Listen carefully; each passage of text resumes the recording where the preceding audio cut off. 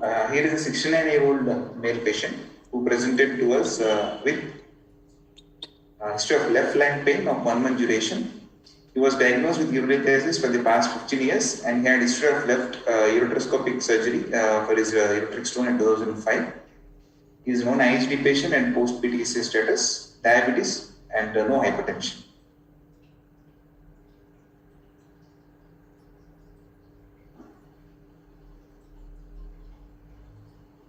Hello?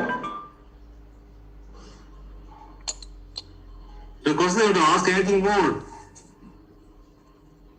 Yes, sir. Is stone? What was the problem at 2005? It was stone, ureteric stone. Is it right? Yeah, he had a left ureteric stone and underwent left URS in 2005. Okay. And procedure was uneventful? Yeah, uneventful.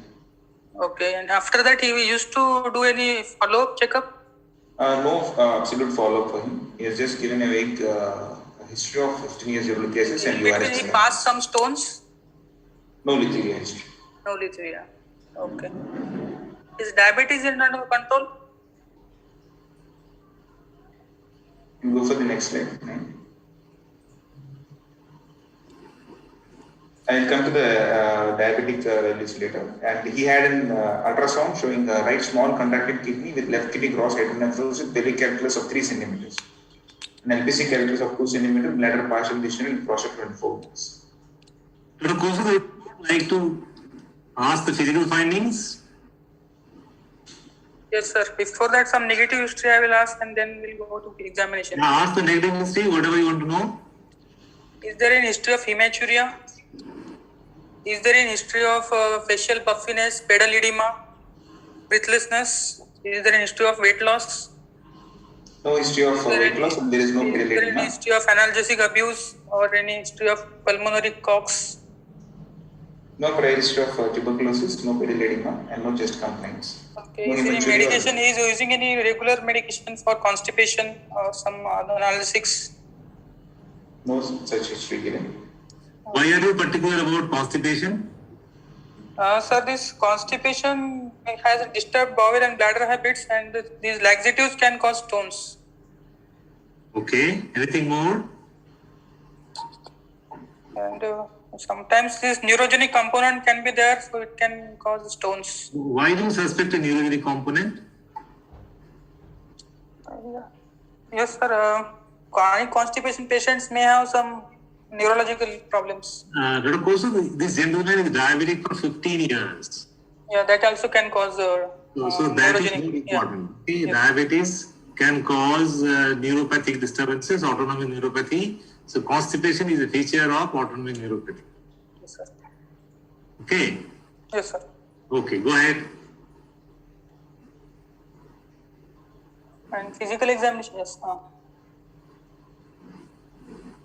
Possibly in physical examination there is nothing positive finding, you know? Yes, sir. Yes, sir. No positive findings in the physical examination. Yeah. Then I would like to do some investigation, basic investigation first, and then extension of physical examination, that is ultrasound abdomen pelvis. So what are your investigations? Complete blood counts. Renal function test. Dr. Kaushik, the diagnosis is very straightforward. This gentleman has come with a history of with a stone disease in the past. Yes, sir. And pain, so most likely he has got recurrence of stone disease. Stone disease, yes, sir. Diabetic, and he has got ischemic heart disease, for which he has undergone PTCA. Yeah. Okay. Yes, sir. So now you have examined the patient. Now you order investigations on this patient. Yes, sir. So, basic investigation, I will ask for complete blood counts, renal function test, then electrolytes, then sugar levels is HbA1c, uric acid and calcium. See, they have projected the biochemistry and his creatinine is 7.31. Yes, sir. Creatinine is very high. Very high. Yeah. And the hemoglobin is 11.3. Does these two reports are compatible with each other? Less like He's maybe having chronic kidney disease, so he should be in anemic. He is not maybe We corrected. don't know this may be an acute exacerbation, Yes, sir. Yes, sir. but there is no such history. There is no history of fever. Yeah. Okay. So you are correct that most likely he has got some degree of chronic kidney disease. Creatinine is 7.31. His potassium also on the little lower side. Yes, sir. Anyway, and uric acid is also on the higher side. Okay. Yes, So sir. all these features are suggestive towards metabolic Chronic kidney disturbances disease, yes, sir. as in chronic kidney disease. So therefore, you would have expected some degree of anemia. Yes, sir. Okay. Can I quickly ask you, how do you manage the anemia of CKD? Yes, sir. We'll just do some basic blood tests. So we have to rule out it is because of a nutritional deficiency or it is because of erythropoietin deficiency. How do you know that? We'll do serum hemoglobin, serum ferritin, then total ion binding capacity, and serum ferritin transferrin levels. So which one will indicate the deficiency of erythropoietin? Total ion binding capacity less than 100 will indicate erythropoietin deficiency. Sir. Can you, without establishing the serum iron or iron binding capacity, can you know about the iron deficiency anemia? Any objective sign to say that this is iron deficiency anemia? Any history of blood loss means bleeding There is no tendency is history. there? There is no history of blood loss. Okay, sir. Patient is on dialysis. Uh-huh. That is also indication that means dialysis will cause some deficiency. Well, I was asking very simple thing. If you look at the peripheral blood film, Yes, the sir. quality of the RBCs, Yes, sir. Yes. microcytic hypochromic anemia is the typical of iron deficiency anemia. Yes, sir. Okay. Yes. Yeah. These days we don't look carefully to the peripheral blood films. Yes. Okay. Go ahead. So his creatinine is 7.31. So Yeah. Specific gravity is 10. Yeah. what does it mean? Yeah, it is fixed specific gravity means it is a chronic kidney disease, sir. Okay. Before you fixed, you should see it at least on one more occasion in a different Yeah, time. yeah, yeah. Yes, you have to repeat So it. that if it is fixed, then it tells you that the kidney function is practically Yeah, concentrating ability is poor. is practically lost. Yes. So that is the specific gravity of the GFR in the proximal convertible. Okay. Yes, sir. Okay. Go ahead.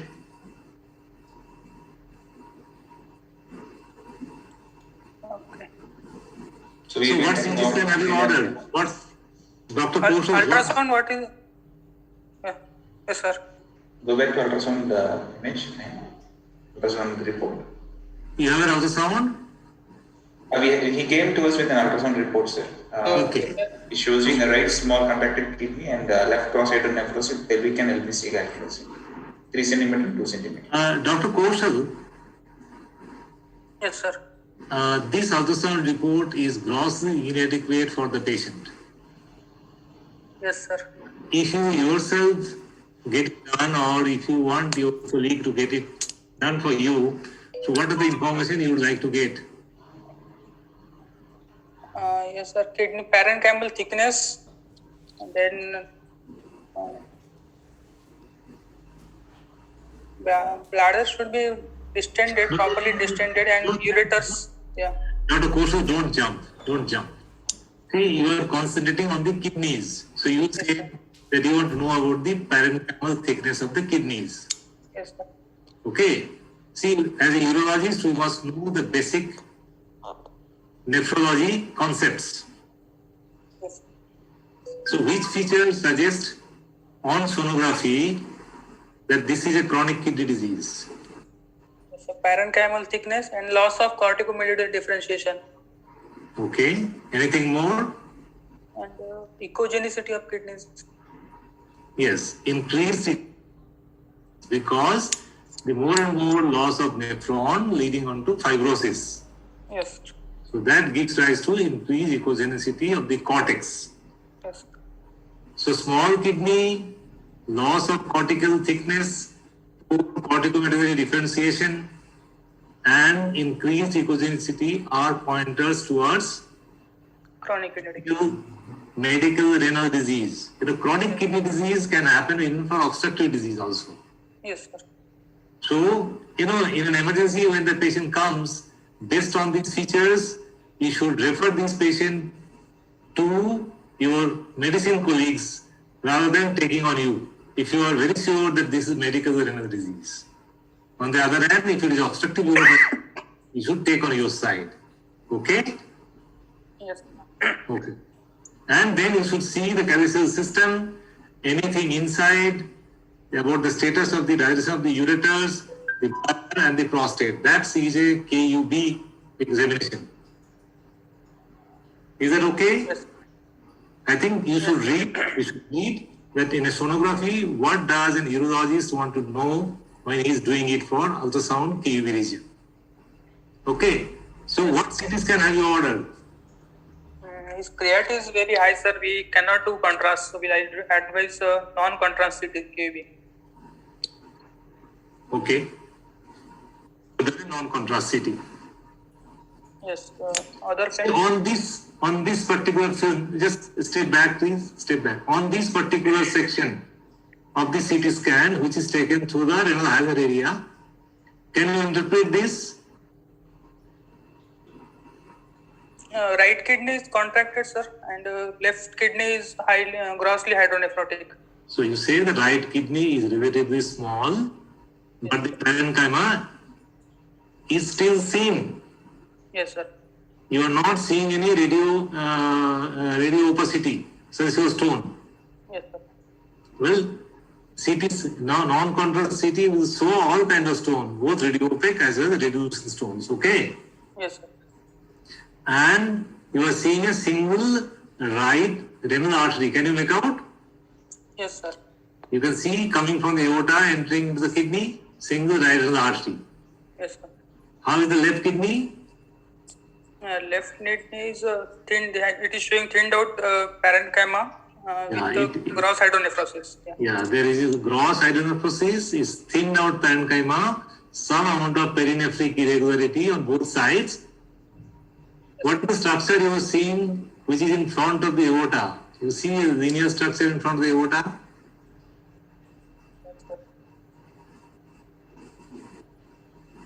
Yeah, this one.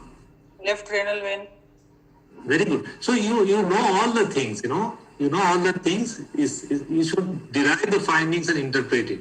Anyway, proceed to the next sections. Okay. Next sections. Next image. Next sections. Okay. So you have got 3 sections given. What is your diagnosis? Yes, sir. Yes, sir. This right kidney is a contracted kidney, sir. And left kidney, there is a thinning of parenchyma with gross hydronephrosis, and there is a large calculus of around 3 centimeter. Multiple stones. Multiple stones are there. Largest stone is around 3 centimeter in the pelvis. Large pelvic stone, and there are stones in the calyces and the parenchyma also. Parenchyma also, yes, sir. Pelvis is also dilated. Yes, sir. What does it indicate? He had a past surgery for ureteric stone. He had an ureteroscopy. Yes, sir. And the renal failure has not developed in one day. The stone is not causing obstruction. Yes, sir. It can be secondary PUJ obstruction with stones. What is the cause of obstruction or cause of atrophy on the right side? It can be diabetic nephropathy, sir. Diabetic nephropathy will cause small kidney.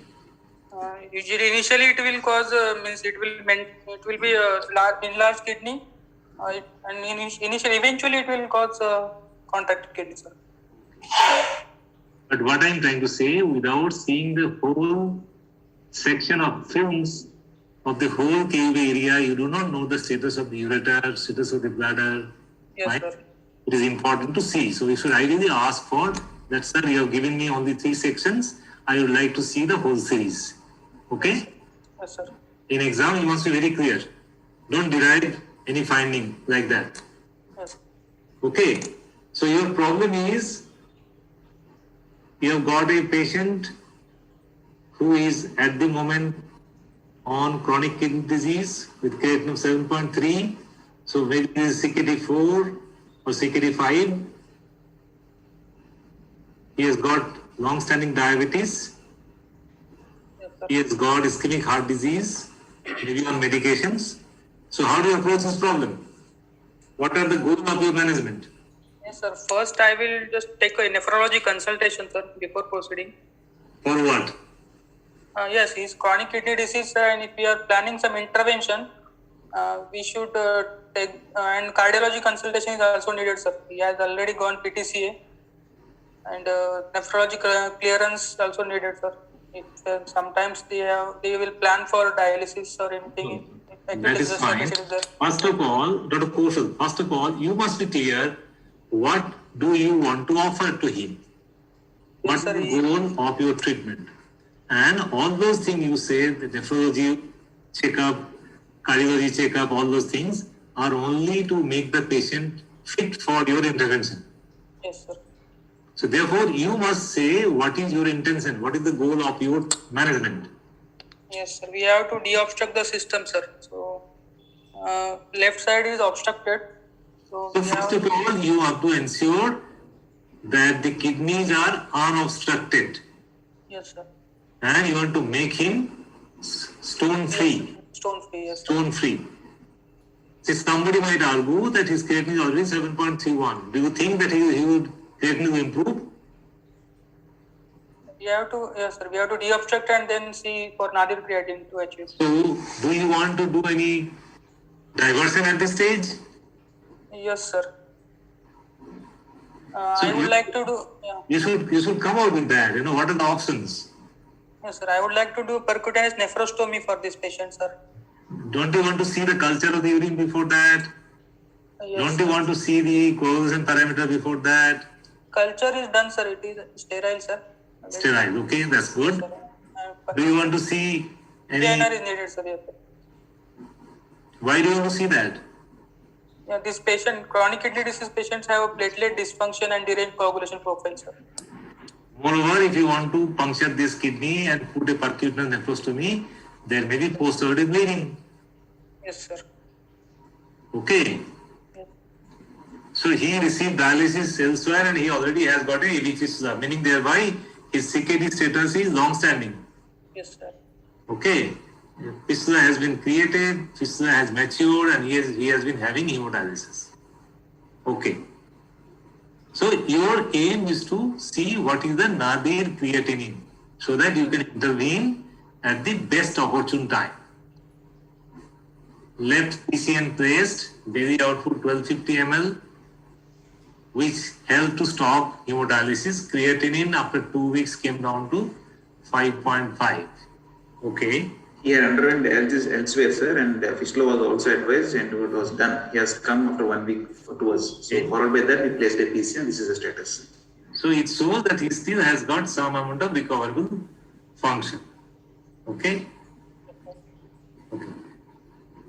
So, Dr. Kaushal, if this is his nadir creatinine, his urine culture is sterile, and the cardiologist has given you a clearance with, say, moderate risk. Okay. What would you like to do? Yes, sir. After explaining him the risk and benefits, I will proceed with the left percutaneous nephrolithotomy, sir. What are the problems of operating on a patient of CKD? Yes, sir. The CKD patients are more prone for bleeding. They have more bleeding tendency. Okay, but you have dialyzed, he is plated Septicemia can occur. Okay. Sepsis. That too, he is on a percutaneous nephrostomy catheter beforehand. So system is contaminated. So chance of sepsis. Second, you said chances of bleeding. Bleeding is there, yes, sir. Okay, anything more? Yes, sir. His kidney function might also show a deterioration which may be transient. Yes, sir. Kidney function can deteriorate also. Yes, sir. So you should remember all those things. You have to tell. You have to tell it. Okay? Yes, sir.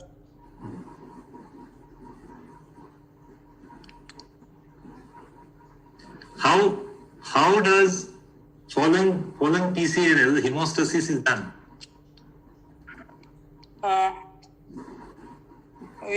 We should, yes, sir. For during dilatation, we can use a balloon dilator, sir. No, you have dilated whatever way you dilated it. You have created a tract. Yes, sir. For this PCNL, what you want to do, a standard PCNL or a mini PCNL? Sir, I would like to do a standard PCNL, sir. Yeah. Why? Because this is large bodied Large bulk, sir. Yes, sir. large bulk of stone. So standard PCNL means what nephroscopy you use? 20, at least 24 French. 24 French. Okay, so you might have dilated to 26 or 28 French size. Okay. Yes, sir. Okay. So, once you take out the tract, why I'm asking this question is these patients has got a thinned out parenchyma. So normally a thick parenchyma collapse and aids to hemostasis. Now here in this patient, there is hardly any parenchyma. Yes, sir. Fine. So if there is a bleeding vessel in the parenchyma, it is unlikely to get stopped of its own. Apart from increased bleeding tendency because of its CKD status. Yes.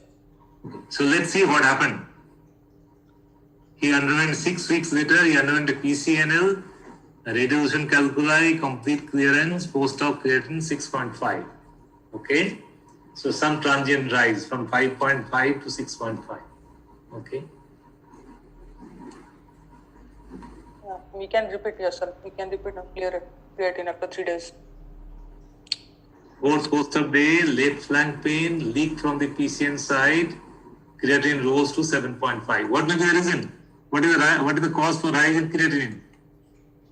Causes of rise in creatinine in post-op periods are that PCN may be blocked, some stone may have obstructed the ureter, or there may be a continuous bleeding that can block the pelvic acid system.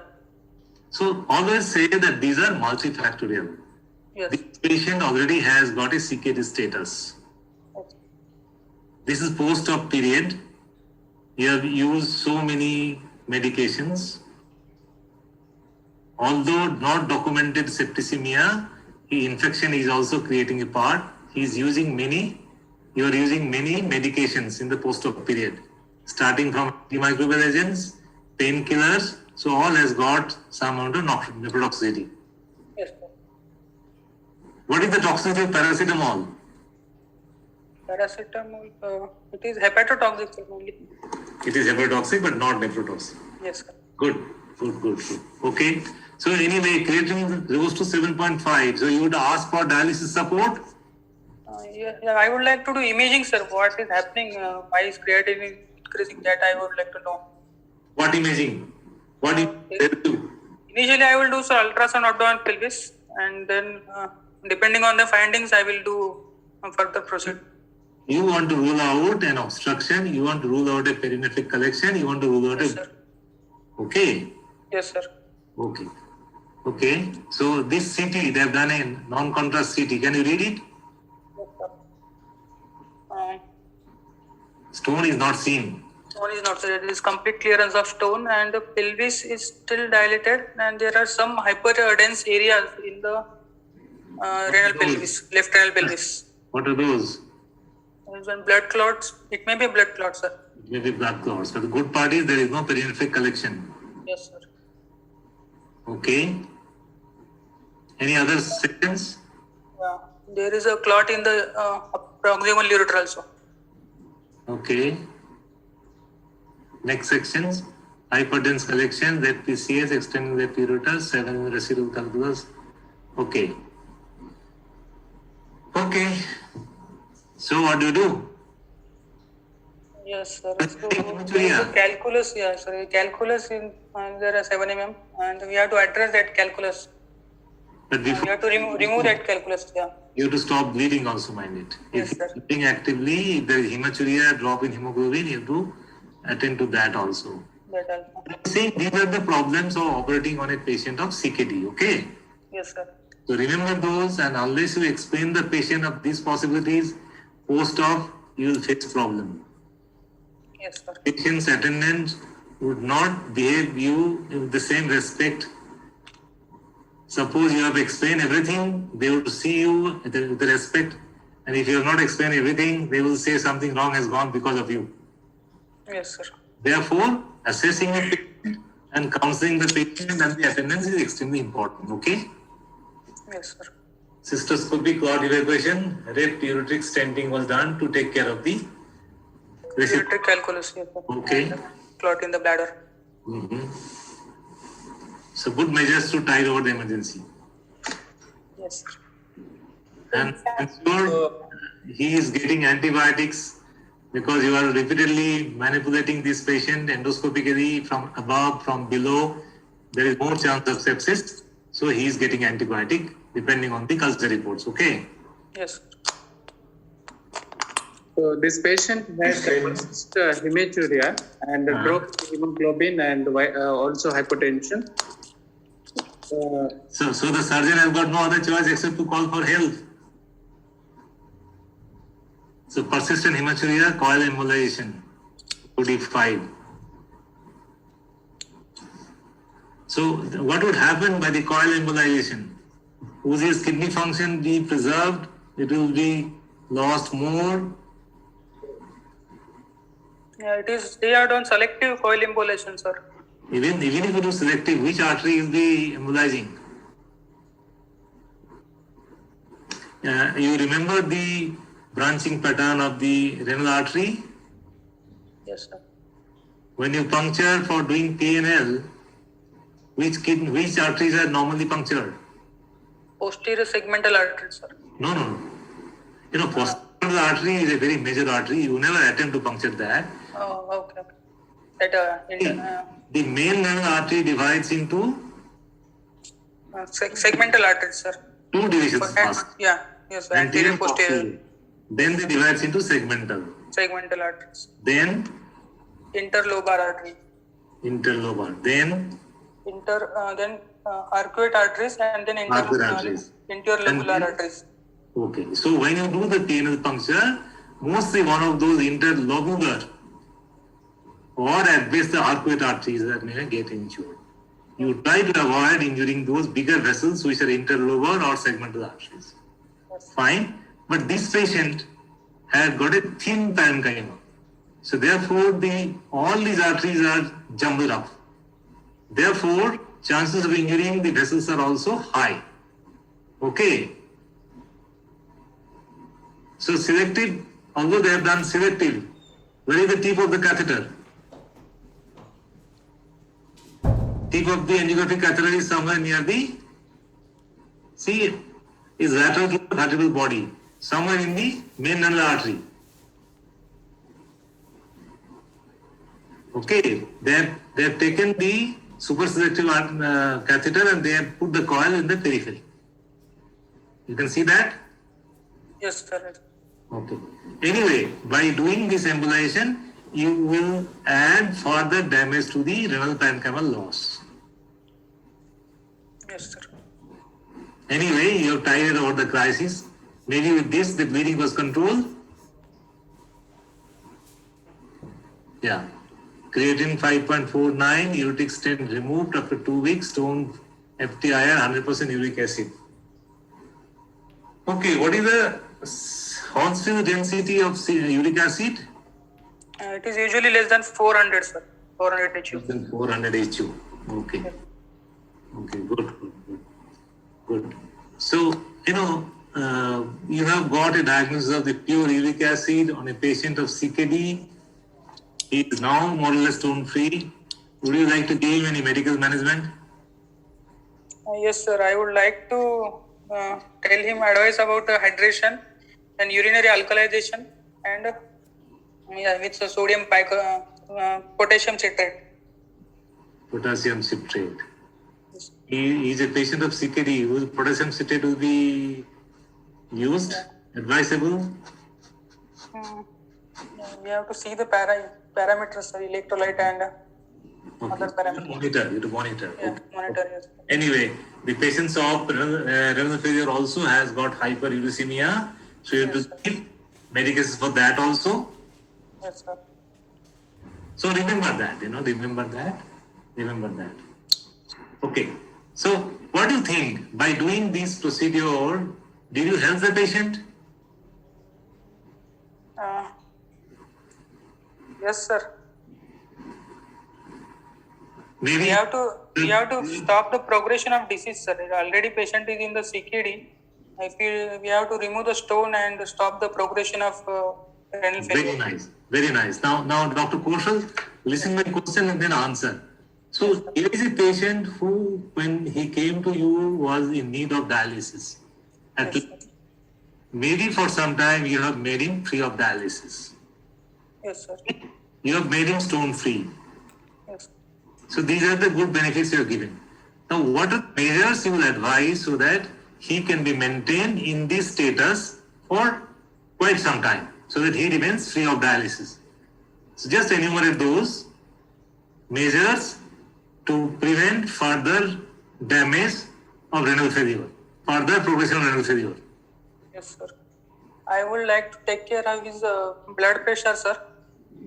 So good control of blood pressure, okay? Yes, sir. Glycemic control Glycemic control. and control of proteinuria by giving ACE inhibitors. Can you give ACE inhibitor at this stage? Would it work? That will ask nephrological. Okay, controversial, okay? Anything? And then we have to take measures to prevent the stone formation again. We have to maintain the hydration, low salt diet, and uric acid. This allopurinol we can use. So I am asking the principal, you are very correctly saying that good control of blood pressure, Yes, sir. stone prevention, And control of hypertension. Yes, sir. Control of hypertension, you told that, okay. Proteinuria, we have to prevent the proteinuria also. can you really control the proteinuria? We You can don't know. take, yes, sir. We can dietary measures. We can take. Like? Yes, sir. What that? We can avoid red meat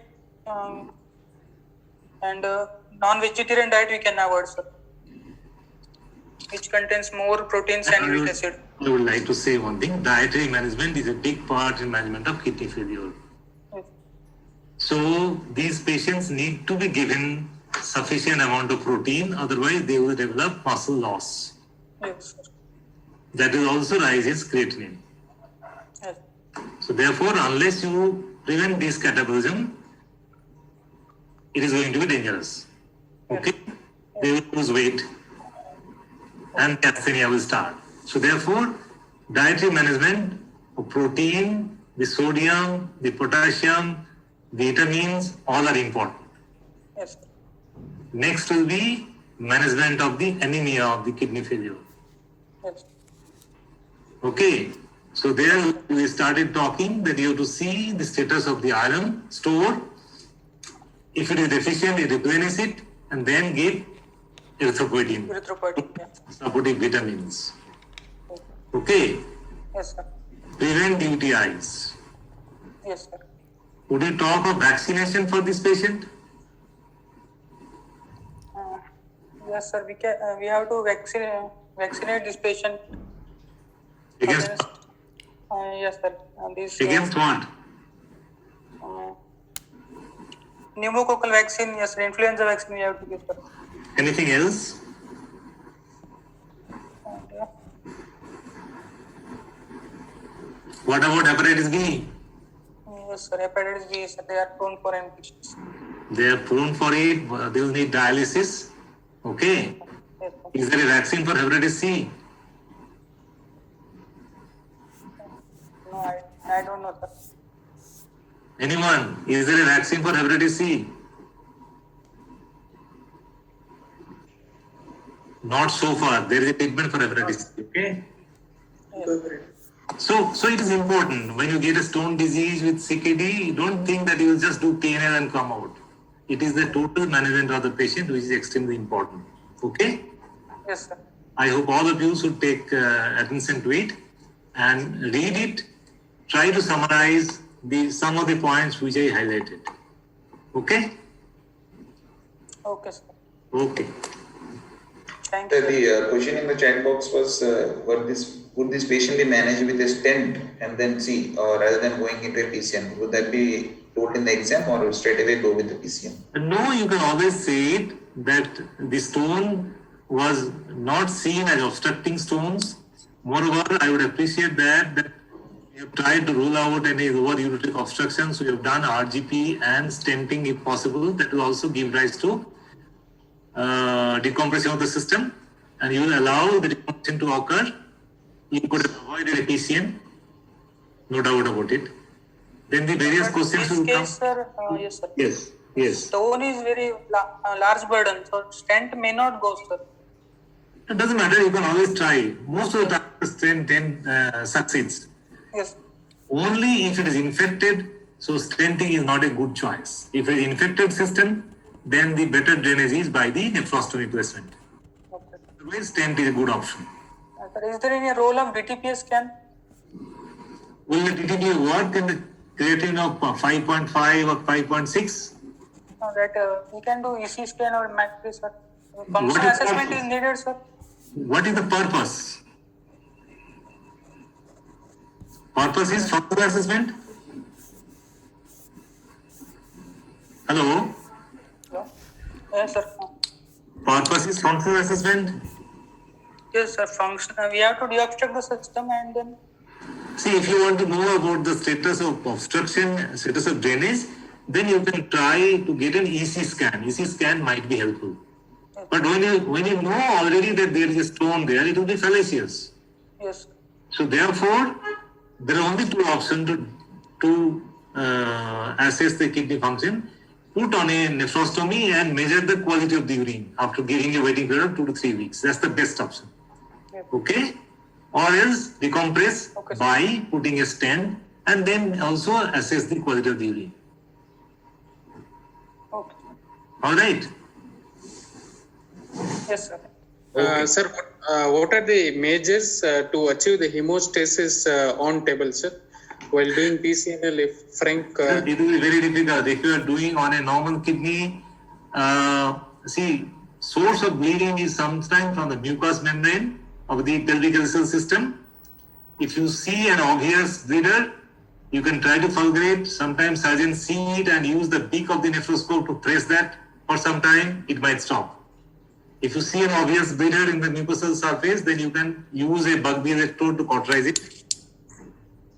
If it is not bleeding from there, suppose a parenchymal bleeder is there, as you withdraw it, if you are able to localize, you can fulgurate it. You can use some sealants, or people simply remove it and rely on the nephrostomy tube. So the tract collapse around the tube, the parenchyma collapse, and bleeding stops. Fine? And most of the time, these measures works. Only rarely this continue to be a problem. Whether you clamp the nephrostomy tube or you don't clamp it, it is only wishful thinking that the bleeding will stop. And it's good that nature takes care most of the time. If you don't, there is only one way: you have to take him for angiography and try to control it. Sometimes if you fail, there is no other way except to go in for X4. Theoretically, you can take a suture to control it. If not, you have to resort to a kind of nephrectomy. So my question is, what is the incidence of loss of kidney following PNL? What is the incidence of loss of kidney following PNL? 1 to 2%, sir. No, Dr. Kurunagar, you can't say Kurunagar. Would you accept it? Any patient accept it that he has got a 1% chance of losing his kidney? No, sir. Long-term studies show there is no loss of function, sir. No. You didn't understand the question, Dr. Kosul. Yes. You are talking of the nephron loss. I am talking of the kidney loss. Okay. What is the chance that the patient following PNL because of the persistent bleeding would need a nephrectomy for control of bleeding? Oh, The incidence is very, very low. 0.0001. I think 001. Anyway, see to it. Maybe 1 in 1,000. Yeah. Okay, so you should be that safe. And incidentally, what is the chance of loss of life following donor nephrectomy? You know, donor is not considered a patient. For transplant, when you are a living donor is donating a kidney, so any amount of mortality for that donor is really not acceptable. But even then, there is an acceptable mortality, and that is 0.002 to 0.003%, something 1 in 3,000 donors. Okay? So remember those small figures, because you have to be safe. Ultimately, surgeons has to be safe.